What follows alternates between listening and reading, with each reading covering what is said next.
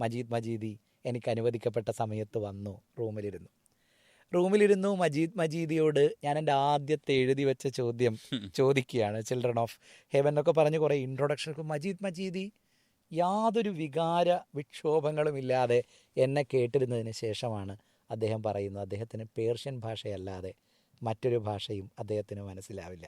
ഞാനീ പറയുന്ന ഭാഷ മജീദിക്ക് മനസ്സിലാവില്ല എന്ന ഞെട്ടൽ ഒരറ്റത്ത് കിടപ്പുണ്ട്. കാരണം എനിക്കിനി എങ്ങനെ മുന്നോട്ട് പോകാനാവുമെന്ന ഞെട്ടൽ ഒരറ്റത്തുണ്ട്.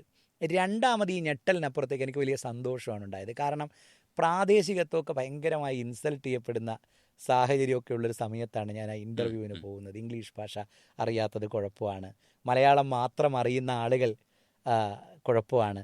അങ്ങനെ പ്രാദേശികത്വം പ്രശ്നമാണ് എന്നും നാം ഈ ബൗണ്ടറിയൊക്കെ വിട്ട് മറ്റൊരു ദേശത്ത് അഡ്രസ്സ് ചെയ്യേണ്ട ലാംഗ്വേജിലേക്കൊക്കെ വളരണമെന്ന് വിചാരിക്കുമ്പോഴാണ് ഇംഗ്ലീഷ് അറിയാത്ത കിങ്കി ഡുക്കിനെ, ഇംഗ്ലീഷ് അറിയാത്ത മജീദിയെ, ഇംഗ്ലീഷ് അറിയാത്ത ലയണൽ മെസ്സിയെ ഒക്കെ പിൽക്കാലത്ത് നമ്മൾ പരിചയപ്പെടുന്നത്. സോ ഭാഷയുടെ പരിമിതി ഒരാളുടെ പ്രതിഭയെ തളർത്തില്ല എന്ന് എനിക്ക് കേട്ടുകേൾവി മാത്രമേ ഉണ്ടായിരുന്നുള്ളൂ.